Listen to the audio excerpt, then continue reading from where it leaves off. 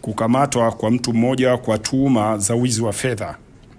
Jeshi la Polisi mkoa wa Arusha tarehe 27 mwezi wa kwanza mwaka huu lilimkamata mtu mmoja aitwaye Fredrick Mbwambo.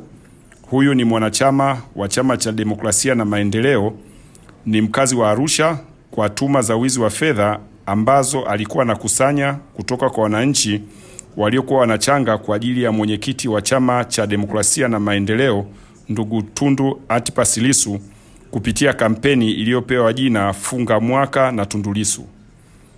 Ukamataji huo ulifanyika baada ya kupokea malalamiko toka kwa ndugu Alute Mugwai mara baada ya kubaini wizi wa fedha hizo zilizokuwa zinachangwa.